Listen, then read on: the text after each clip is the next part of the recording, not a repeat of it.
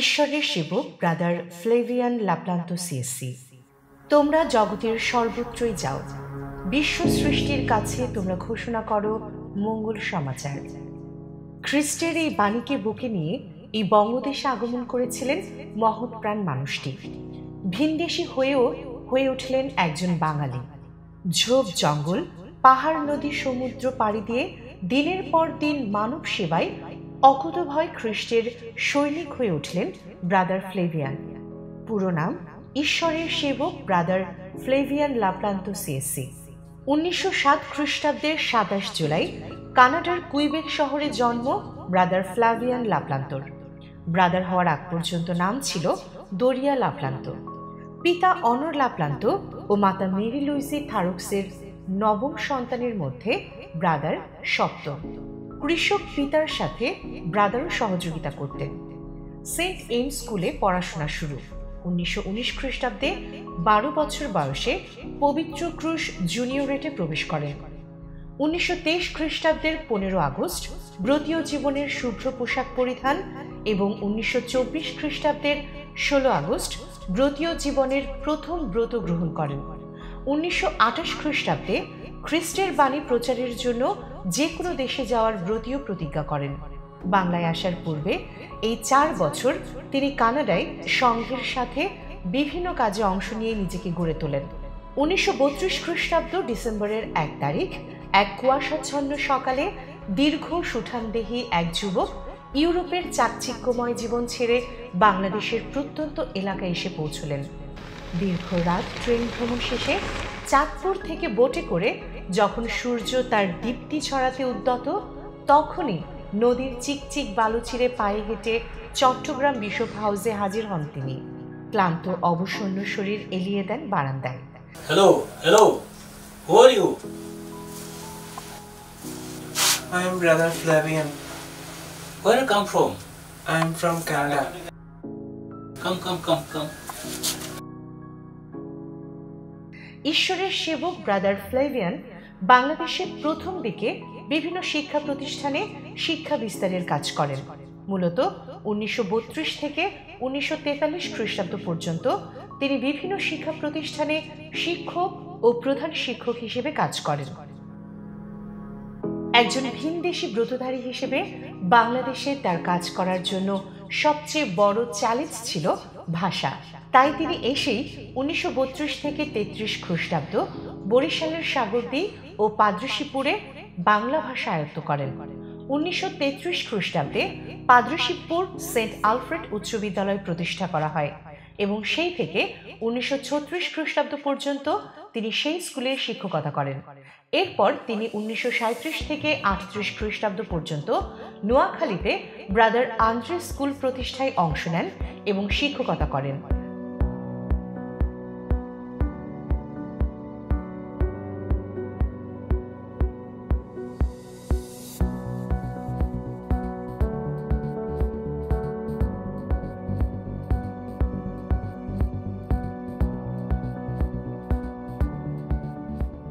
তিনি স্কুলটির নাম রাখেন ব্রাদার আন্দ্রে নামে। পরবর্তীতে 1939 থেকে 40 খ্রিস্টাব্দ পর্যন্ত চট্টগ্রামে সেন্ট প্লাসিড উচ্চ বিদ্যালয়ে বিভিন্ন সমস্যার সমাধান ও শিক্ষকতায় মনোনিবেশ করেন। 1940 খ্রিস্টাব্দে তিনি পুনরায় পাদ্রশীপুর ফিরে আসেন এবং স্কুলের দায়িত্ব নেন। 1941 খ্রিস্টাব্দ পর্যন্ত তিনি এই দায়িত্ব পালন করেন। এরপরে তিনি যেন প্রেরণ কর্মের মূল ভিত্তি খুঁজে পান। 1942 খ্রিস্টাব্দ পাহাড় আর জঙ্গলে ঘেরা কর্ণফুলীর অববাহিকায় নিভৃত এক জনপদ দিয়াঙে চলে আসেন মহৎ কর্মবীর ব্রাদার ফ্লেভিয়ান। তিনি যেন খ্রিস্টের বীজ বপনের পর অঙ্কুরিত চারারই পরিচর্যা শুরু করেন। ব্রাদার ফ্লাভিয়ান বাংলাদেশে সেবা কাজ করেছেন 49 বছর এবং এই সময়ের 39 বছরই তিনি দিয়াঙে মরিয়ম আশ্রম সহ বিভিন্ন কার্যক্রম পরিচালনা করেছেন। তিনি যখন দিয়াং আসেন সেই সময় দিয়াঙে 3টি পর্তুগিজ বংশোদ্ভূত মরেজ, ডি রোজা ও পোলাক পরিবার বাস করতেন, যারা দিয়াঙে প্রথম খ্রিস্ট বিশ্বাসী হিসেবে পরিচিত। ব্রাদার ফ্লেভিয়ান মরেজ পরিবারে 3 মাস অবস্থান করেন। সেখান থেকেই তিনি যেন মন স্থির করলেন খ্রিস্টীয় পরিচর্যার ক্ষেত্র। ব্রাদার ফ্লেভিয়ান যখন দিয়াং প্রথম এসেছিলেন তখন উনি প্রথমে আমাদের বাড়িতে আসেন এবং উনি 3 মাস আমাদের বাড়িতে অবস্থান করেন। এর মধ্যে উনি ঠিক করেন যে দিয়াংয়ের মধ্যে উনি দিয়াংয়ে একটা জায়গা নেবে এবং আশ্রম করবে। এরপরে উনি এখানে বিভিন্ন ধরনের স্কুল স্থাপনা করবেন, বিভিন্ন টেকনিক্যাল, তারপরে কারিগরি, ফিশিং বোট, এই ধরনের চিন্তাভাবনা ওনার ভিতরে ছিল। পরবর্তী সময়ে উনি ওগুলোতে সাকসেস হয়েছে। আমরা ওনার মাধ্যমে প্রার্থনা করে ফল পেয়েছি। আপনারাও সবাই ওনার প্রতি বিশ্বাস রেখে আপনারা ওনার মাধ্যমে প্রার্থনা করবেন এবং আপনারাও ফল পাবেন।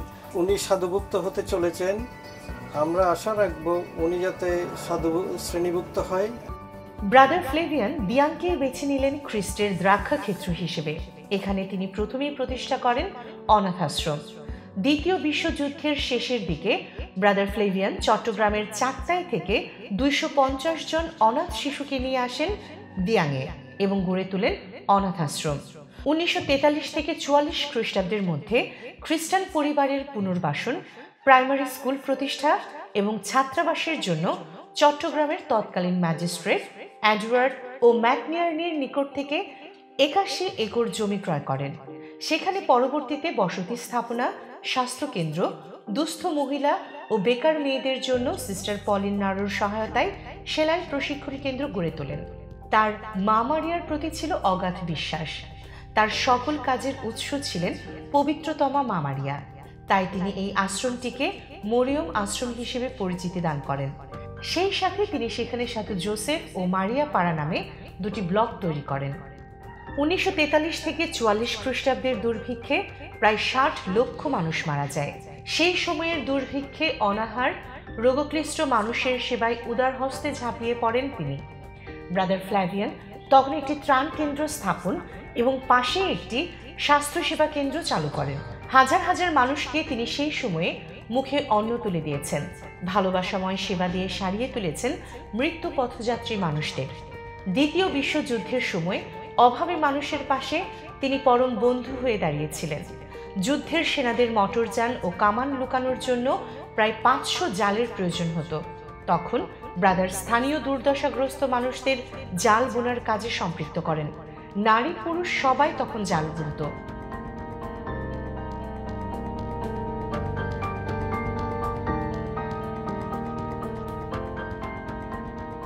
এছাড়াও সেনাদের সামরিক সরঞ্জাম স্থানান্তরের জন্য প্রায় 1000 কর্মীর প্রয়োজন হয়। তখন ব্রাদার সামরিক কর্মকর্তা কর্নেল ডেলগার্জের পরামর্শে 1000 দুস্থ মানুষকে কর্মসংস্থানের ব্যবস্থা করে দেন। খ্রিস্ট যেমন জেলেদের মধ্যে নিজেকে প্রকাশ এবং নিজের সঙ্গী করেছিলেন, ব্রাদার ফ্লেভিয়ানও যেন তেমনই অনুভূতি নিয়ে খ্রিস্টের পথ অনুসরণ করলেন।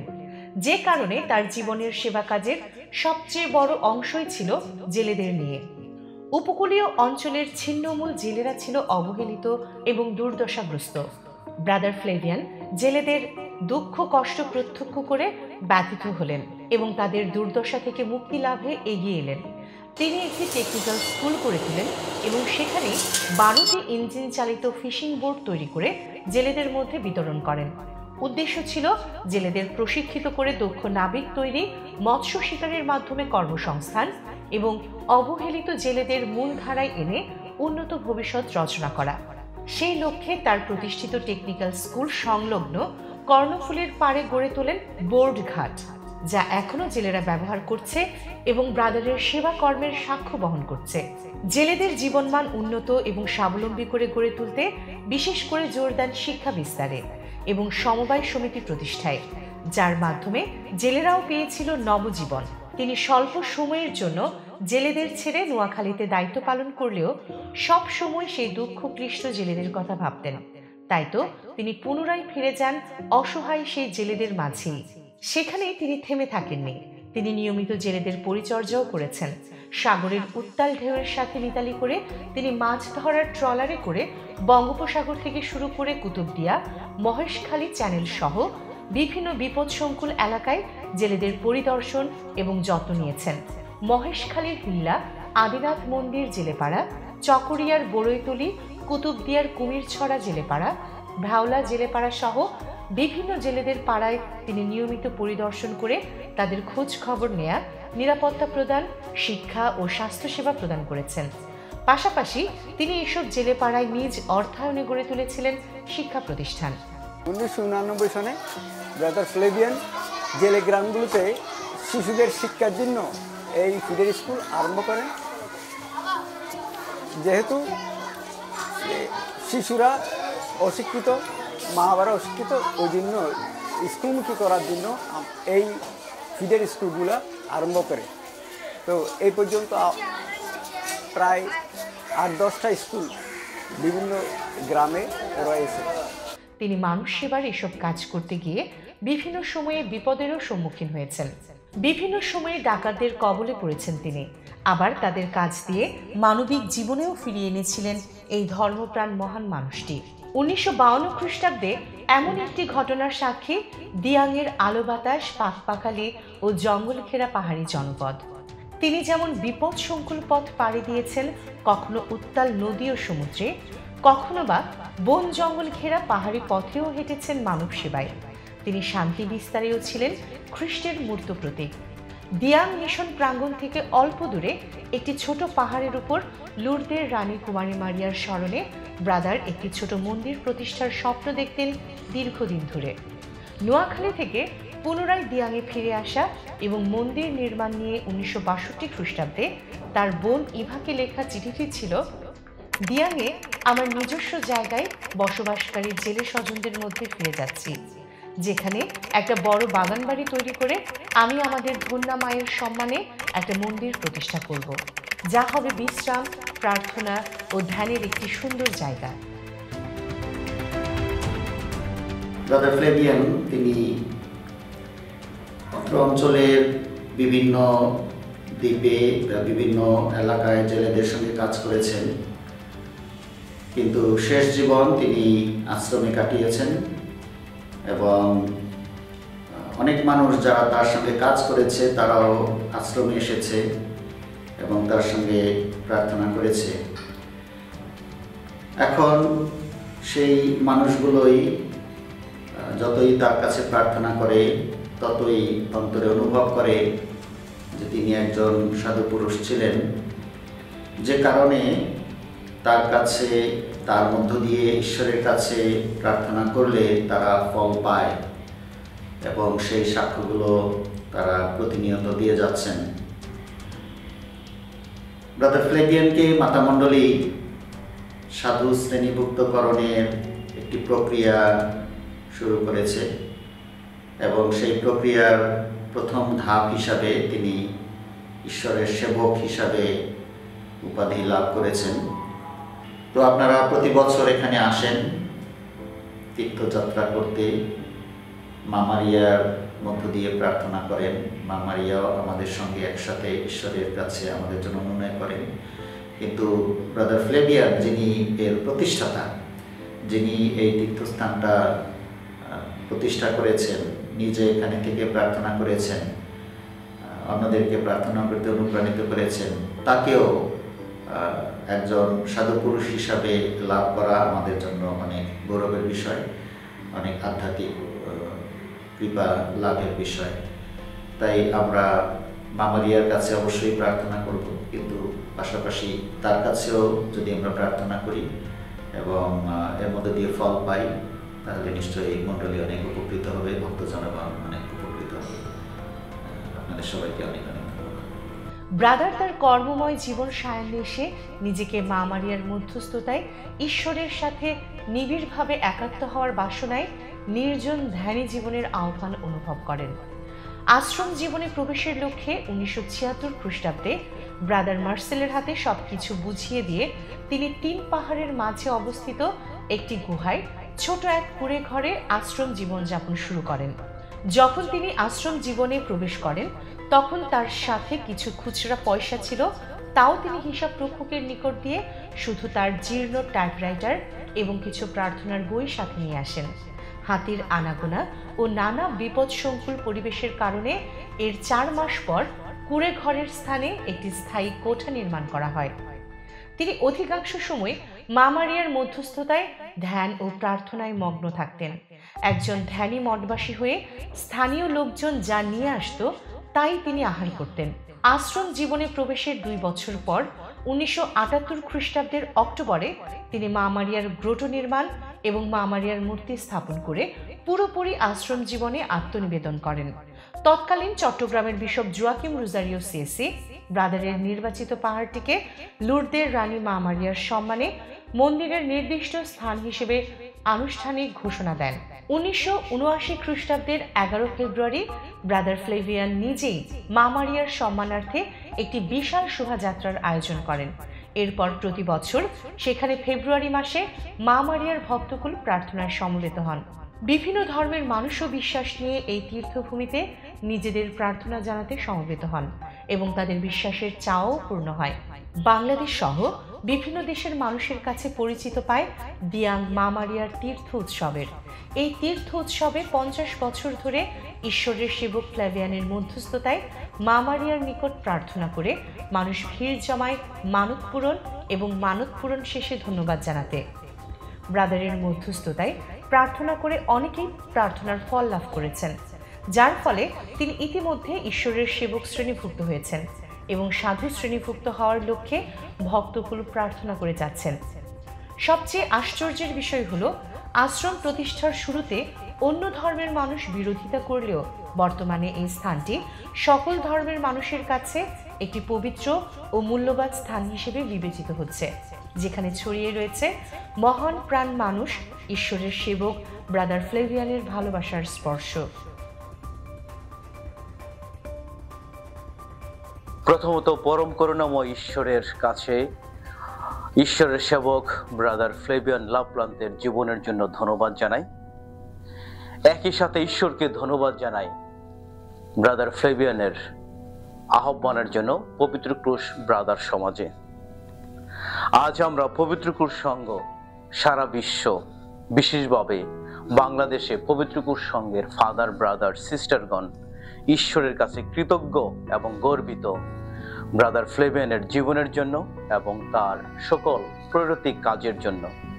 ব্রাদার ফ্লেভিয়ান ছিলেন একজন প্রার্থনাশীল ব্যক্তি। যদিও ব্রাদার ফ্লেভিয়ানের বিভিন্ন গুণ ছিল, কিন্তু এই গুণটা আমাকে সবচেয়ে আকর্ষিত করে। আজ আপনাদের সবার কাছে আমার প্রার্থনাপূর্ণ অনুরোধ, আসুন আরো বেশি করে ব্রাদার ফ্লেভিয়ানের জন্য প্রার্থনা করি, তার মধ্যস্থতায় প্রার্থনা করি যেন ঈশ্বর অতি শীঘ্রই ব্রাদারকে মণ্ডলীতে একজন সাধু শ্রেণীভুক্ত হিসাবে ঘোষণা দেন এবং তার মধ্যস্থতায় আমরা যেন আরো ফল লাভ করতে পারি। আমাদের উচিত হবে ব্রাদার ফ্লেভিয়ানকে জীবন্ত রাখা এবং একই সাথে বাংলাদেশের প্রত্যেকটি মানুষের সাথে ব্রাদারকে পরিচয় করে দেওয়া। আবারও ঈশ্বরকে ধন্যবাদ জানাই ব্রাদার ফ্লেভিয়ানের জীবনের জন্য, তার আহ্বানের জন্য।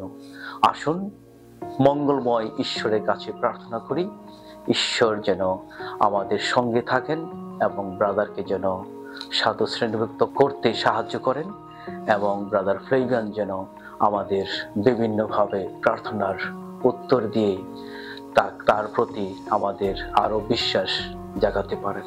সবাইকে ধন্যবাদ। ক্ষমাশীল সাধু পুরুষ। মহৎ প্রাণ ব্রাদার ফ্লেভিয়ান ছিলেন ক্ষমাশীল একজন মানুষ। 1971 সালে বাংলাদেশের স্বাধীনতা যুদ্ধে যুদ্ধাহত মানুষকে সাহায্য করতে তিনি ছুটে বেরিয়েছেন পাহাড়, জঙ্গল ও জলে।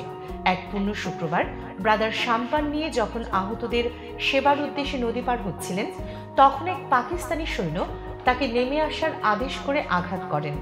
সেই ঘটনা ব্রাদার অনেকদিন মনে রাখেন এবং লিখেছিলেন, আমি অবশ্য স্থান ত্যাগ করেছি, কিন্তু স্বাভাবিকের চেয়ে বেশি জোরে হেঁটে যায়নি, আর লোকটার ছবি আমার মনে গেঁথে রাখলাম। যদি কোনোদিন একা একা দুজনের মধ্যে সাক্ষাৎ হয়, তার উপর আমার দয়া হবে। তারপরে তিনি দ্বিতীয়বার চিন্তা করলেন, ঘটনাটা কি ভুলে যাওয়া যায়? যেহেতু সেদিন পূর্ণ শুক্রবার ছিল, পবিত্র দিনগুলো আমাকে মনে করিয়ে দেয় আনন্দের সঙ্গে ক্ষমা করার প্রয়োজনের কথা।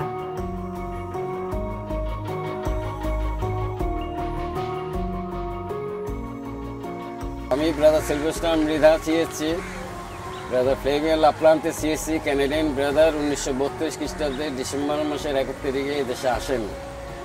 উনি মরিয়ম আশ্রমে কাজ করতে আসেন 1942 খ্রিস্টাব্দে এবং 39 বছর মরিয়ম আশ্রমে ছিলেন। এর মধ্যে একটা ঘটনা আমার মনে পড়ে, যেটা নাকি টপরিয়া বেউলা নামে একটা জায়গায় নদীতে জেলেদের জালে ইসলাম ধর্মের ভাইদের একটা মহিষ আটকা পড়ে মারা যায়। তখন হিন্দু মুসলিম রাইট হয়ে যায়। ব্রাদার ফ্লেভিয়ান সেখানে 15 দিন থেকে একটা শান্তিপূর্ণ সমাধান দিয়ে আসেন এবং সব মানুষ তখন খুশি ছিলেন এবং ব্রাদারকে কয়েকবার নিমন্ত্রণ করছেন এবং আরও কয়েকবার তিনি সেখানে ভিজিট করছেন। এছাড়া তিনি কুতুবদিয়ার একটা দ্বীপে সেখানে ওনার ট্রলার নিয়ে গেছেন কয়েকবার জেলেদের সঙ্গে দেখা করতে। জেলায় ওনার প্রাণ। সাধারণ খ্রিস্ট সৈনিক। একজন উন্নত রাষ্ট্রের নাগরিক হয়েও চাকচিক্যময় জীবন ছেড়ে তিনি বাংলাদেশের মতো দুর্গম জনপদে মানব সেবায় ব্রতী হয়েছিলেন। তার আত্মীয় স্বজন বন্ধু বান্ধব ছিলেন বিত্তশালী, চাইলে তিনিও তেমন জীবনযাপন করতে পারতেন। তৎকালীন কানাডিয়ান প্রধানমন্ত্রী পিয়েরে ট্রুডো বর্তমান কানাডিয়ান প্রধানমন্ত্রী জাস্টিন ট্রুডোর পিতা ছিলেন ব্রাদারের নিকটতম বন্ধু, যিনি ব্রাদারের বিভিন্ন কার্যক্রমের জন্য আর্থিক সহযোগিতা করতেন নিয়মিত। পিয়েরে ট্রুডো বন্ধুর সাথে দেখা করতে ছেলে জাস্টিন ট্রুডোকে নিয়ে দিয়াং এসেছিলেন। মৃত্যুর শেষের দিকে তিনি বন্ধু পিয়েরে ট্রুডোকে লিখেছিলেন, তোমার বন্ধু সম্ভবত শেষবারের মতো লিখছে, আগে থেকেই আমি কবরের দিকে 1.5 ফুট দূরত্বে আছি, আর এদিকে ডাক্তারগণও একমত যে আমি আমাদের স্বর্গীয় পিতার ভবনের দিকে দৌড়ে যাচ্ছি। ব্রাদারের চিঠিপত্রের স্তূপের মধ্যে 50টির মতো চিঠি পাওয়া যায় বন্ধু পিয়েরে ট্রুডোর সাথে বন্ধুত্বের স্বাক্ষর হিসেবে। ব্রাদার একান্ত প্রিয় বন্ধু তৎকালীন আমি এই কানাডার প্রধানমন্ত্রী পিয়েরে ট্রুডো রীতিমতো যোগাযোগ করতেন ব্রাদার মার্সেলের সঙ্গে, এই ব্রাদার ফ্লেভিয়ানের সঙ্গে। আর চিঠিপত্রের লেনদেন আমার হিসাব মতো 25টা চিঠি লেনদেন হয়েছে, এটা কোনো একটা জায়গায় আমরা উল্লেখ করব। আর উনি বাংলাদেশে দুবার আসছেন, 1971 সনে এবং 1986 সনে। 86 সনে ওনার সঙ্গে ওনার 3 ছেলে এসেছিলেন। বড় ছেলে যিনি এখন কানাডার প্রাইম মিনিস্টার জাস্টিন ট্রুডো। তো 3 ছেলে এত ছোট ছিল যে জাস্টিন ট্রুডো ছিল 12 বছর বয়স এবং আর বাকি 2 জন আর কম। তো ব্রাদার ফ্লেভিয়ানকে এত ভালোবাসতেন এবং এত ঘনিষ্ঠ বন্ধু হয় না সচরাচর। এবং আমরা বলতে পারি যে মরিয়ম আশ্রমের প্রতিষ্ঠা লগ্ন থেকে যে আর্থিক সহায়তা বা হোস্টেল পরিচালনা করা স্কুল, পিয়েরে ট্রুডোর এই অবদান, এবং উনি ধন্যবাদ কৃতজ্ঞতা জানিয়ে অনেক চিঠি লিখেছেন ওনাকে, আর সেটা এখন স্মৃতি হয়ে আছেন। কতটা খ্রিস্টসেবী না হলে আয়েশে জীবন ছেড়ে দুর্গম জনপদে তিনি মানব সেবা করার উদ্দেশ্যে জীবন বিলিয়ে দেন। মানব সেবায় বিরামহীন ছুটে চলার কারণে তিনি নানা ধরনের শারীরিক অসুস্থতায় ভুগতেন। ব্যথাযুক্ত হার্নিয়া, পাহাড়ি রাস্তায় চলাচলের জন্য পায়ে ঘা ও টেন্ডোনাইটিস রোগ, ম্যালেরিয়া সহ নানা জটিলতায় তিনি ভুগেছেন। তাও তিনি থেমে থাকেননি। খ্রিস্টের ভালোবাসায় সিক্ত হয়ে তিনি মানব সেবা করে গেছেন। পরবর্তীতে তিনি ক্যান্সারে আক্রান্ত হন।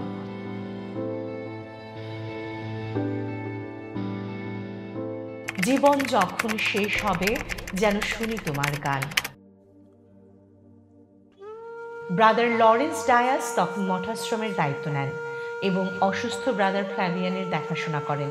1981 খ্রিস্টাব্দ 19 জুন শুক্রবার রাত 9:30 বাজে। শুনশান নীরবতা, একটা মায়াবী পরিবেশে খাটে শুয়ে আছেন স্বর্গীয় চেহারায় আবৃত ব্রাদার ফ্লেভিয়ান। ব্রাদার লরেন্স তার মাথার কাছে আসেন, স্বর্গীয় দ্যুতি ব্রাদার ফ্লেভিয়ানের চোখে। এরপর ধীরে ধীরে ব্রাদার নিজেকে সমর্পণ করলেন ঈশ্বরের হাতে।